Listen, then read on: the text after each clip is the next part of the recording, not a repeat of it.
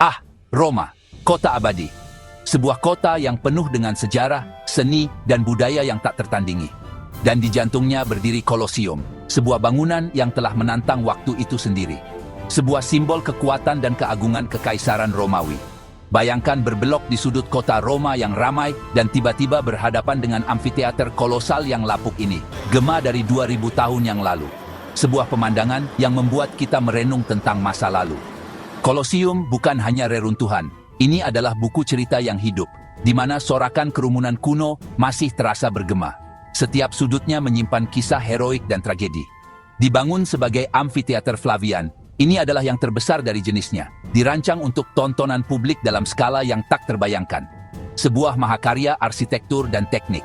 Berdiri di depannya, kamu menginjak tanah yang sama dengan para kaisar, senator, gladiator, dan orang Romawi biasa. Sebuah pengalaman yang menghubungkan kita dengan sejarah. Ini lebih dari sekadar objek wisata. Ini adalah pelajaran sejarah yang bisa kamu jelajahi, di mana setiap batu memiliki cerita. Setiap ukiran dan retakan adalah saksi bisu dari masa lalu. Saat kita memulai perjalanan kita, pikirkan Kolosium bukan sebagai monumen statis, tetapi sebagai panggung hidup yang telah menyaksikan berabad-abad perubahan. Sebuah tempat di mana sejarah dan masa kini bertemu. Dari awal mulanya yang ambisius hingga statusnya sebagai ikon abadi, Kolosium terus menginspirasi kekaguman bagi semua yang mengunjunginya. Sebuah warisan yang tak ternilai. Jadi, mari kita kembali ke masa lalu dan mengungkap kisah menakjubkan dari bangunan luar biasa ini. Bersiaplah untuk terpesona oleh keajaiban Kolosium. Kisah Kolosium dimulai dengan Kaisar Vespasian, seorang pemimpin yang ingin mendapatkan kembali dukungan rakyat setelah masa pemerintahan Nero yang penuh keborosan dan kontroversi. Vespasian memahami pentingnya membangun kepercayaan publik, dan ia ingin meninggalkan warisan yang abadi bagi Roma. Di lokasi bekas danau pribadi Nero, Vespasian memutuskan untuk membangun amfiteater publik raksasa, sebuah hadiah monumental untuk rakyat Roma yang didanai dari harta rampasan perang setelah penaklukan Yerusalem. Proyek ini juga menandai perubahan besar, dari kemewahan pribadi kaisar ke fasilitas hiburan untuk semua warga. Pembangunan dimulai sekitar tahun 70 melibatkan ribuan tawanan perang Yahudi sebagai tenaga kerja, serta insinyur dan arsitek terbaik Romawi. Mereka menggunakan teknik konstruksi inovatif, seperti beton Romawi dan sistem lengkung, untuk menciptakan struktur yang luar biasa kokoh dan megah. Vespasian meninggal sebelum proyek selesai, tetapi putranya, Titus, melanjutkan dan meresmikan Koloseum pada tahun 80 Peresmian ini dirayakan dengan 100 hari pertandingan spektakuler, pertarungan gladiator, perburuan hewan liar, bahkan pertempuran laut tiruan yang memukau penonton. Saudara Titus, Domitian, kemudian menambahkan hypogeum, jaringan terowongan bawah tanah yang rumit, memungkinkan pintu masuk dramatis para gladiator dan hewan buas langsung ke arena, menambah sensasi dan kejutan bagi penonton. Kolosium pun menjadi simbol kemurahan hati dinasti Flavian dan kekuatan abadi kekaisaran Romawi, sebuah tempat hiburan canggih yang menawarkan roti dan sirkus bagi rakyat, sekaligus memperkuat legitimasi kekuasaan kaisar. Lebih dari sekadar bangunan, Kolosium adalah pernyataan politik, keajaiban arsitektur, dan simbol kejayaan Romawi yang tak tertandingi pada zamannya. Kini, Kolosium siap menjadi tuan rumah tontonan luar biasa yang akan mendefinisikan hiburan Romawi selama berabad-abad. Kolosium adalah mahakarya teknik Romawi. Dibangun di atas fondasi beton setebal 12 meter, bentuk elips, dan dindingnya yang menjulang tinggi pernah menampung hingga 80.000 penonton.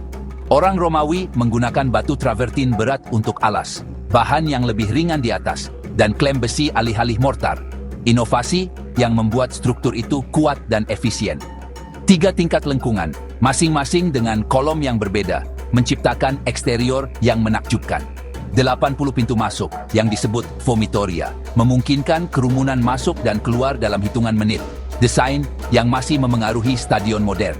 Velarium, tenda tarik besar, menaungi penonton dan menunjukkan kecerdikan Romawi. Kolosium memadukan kepraktisan dengan tontonan, menetapkan standar untuk arena sejak saat itu. Koloseum dibangun untuk tontonan, brutal, mendebarkan, dan tak terlupakan. Pagi hari dimulai dengan perburuan binatang buas, menampilkan hewan eksotis dari seluruh kekaisaran, diadu satu sama lain, atau melawan pemburu terlatih. Siang hari membawa eksekusi publik, di mana penjahat yang dihukum menemui akhir yang mengerikan sebagai peringatan bagi semua. Acara utama, pertarungan gladiator. Budak, tahanan, dan sukarelawan berjuang untuk bertahan hidup dan kejayaan, disemangati oleh puluhan ribu orang. Permainan ini lebih dari sekadar hiburan. Itu adalah alat kontrol sosial yang memperkuat kekuasaan kaisar. Kolosium adalah panggung utama untuk kemegahan dan kebrutalan Roma. Di sini, garis antara olahraga dan kelangsungan hidup sangat tipis. Gladiator adalah selebriti di Roma kuno. Dilatih di sekolah khusus, mereka bertarung dengan gaya yang berbeda, seperti Retiarius yang lincah dengan jaring dan Trisula melawan Sekutor yang berlapis baja berat.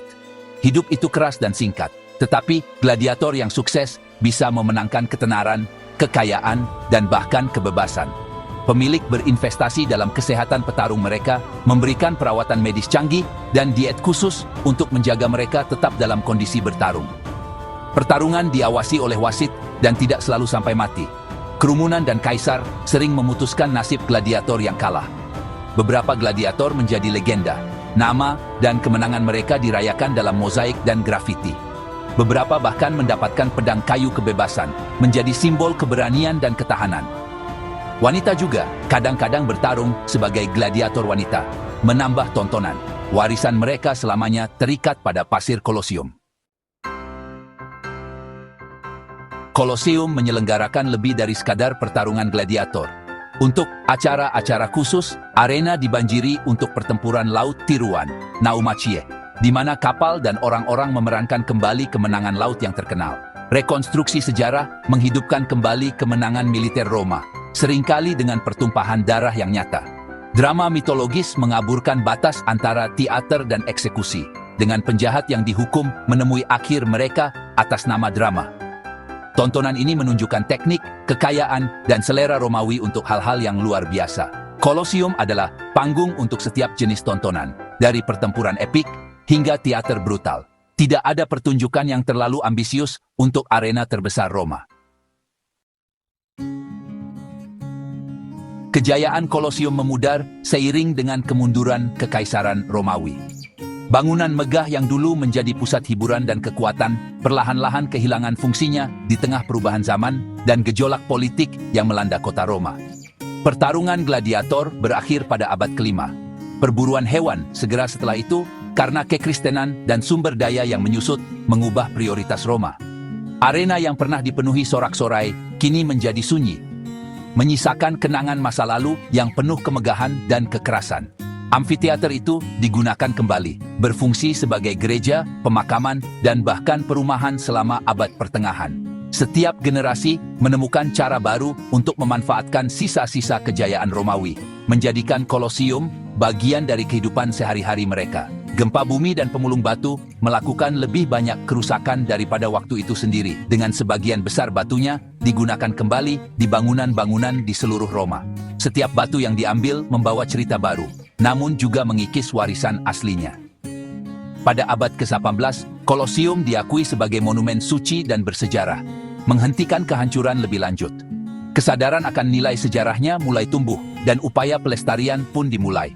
Upaya restorasi pada abad ke-19 menstabilkan reruntuhan dan mengungkapkan ruang-ruang tersembunyinya. Para arkeolog dan pekerja berjuang untuk menjaga sisa-sisa bangunan ini agar tetap berdiri kokoh.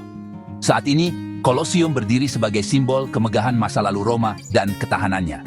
Ribuan wisatawan datang setiap tahun untuk mengagumi keindahan dan sejarahnya yang luar biasa. Transformasinya dari arena menjadi ikon adalah kisah bertahan hidup melawan berbagai rintangan. Kolosium telah melewati masa-masa sulit, namun tetap menjadi saksi bisu perjalanan waktu.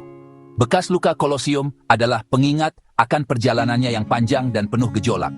Setiap retakan dan goresan di dindingnya menyimpan kisah tentang perubahan, kehancuran, dan harapan baru.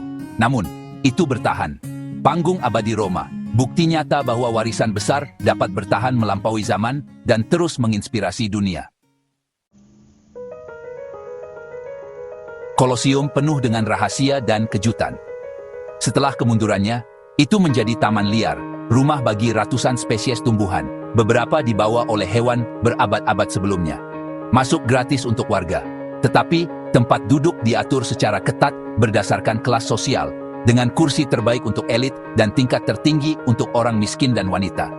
Skala kekerasan sangat mengejutkan. Ribuan hewan dan orang meninggal di sini, menjadikannya monumen hiburan dan peringatan penderitaan. Nama Kolosium berasal dari patung kolosal Nero yang pernah berdiri di dekatnya, bukan dari bangunan itu sendiri. Seiring waktu, nama itu melekat dengan sempurna menangkap skala arena yang sangat besar. Sejarah Kolosium berlapis-lapis dan kompleks seperti Roma itu sendiri. Setiap batu memiliki cerita, beberapa mulia, beberapa suram. Mengapa Kolosium masih memikat kita? Ini adalah tautan langsung ke Kekaisaran Romawi, tempat di mana sejarah terasa hidup. Kolosium adalah keajaiban teknik dan panggung untuk drama manusia, yang mencerminkan puncak dan kedalaman peradaban. Desainnya masih membentuk stadion modern, sementara warisannya memaksa kita untuk menghadapi sifat kekuasaan dan tontonan. Saat ini adalah simbol Roma dan ikon global, menarik jutaan pengunjung setiap tahun. Setiap kunjungan membantu melestarikan kisahnya untuk generasi mendatang. Kolosium mengingatkan kita bahwa kekaisaran jatuh, tetapi kisah mereka tetap bertahan. Ini adalah tempat yang wajib dikunjungi, perjalanan tak terlupakan ke jantung sejarah.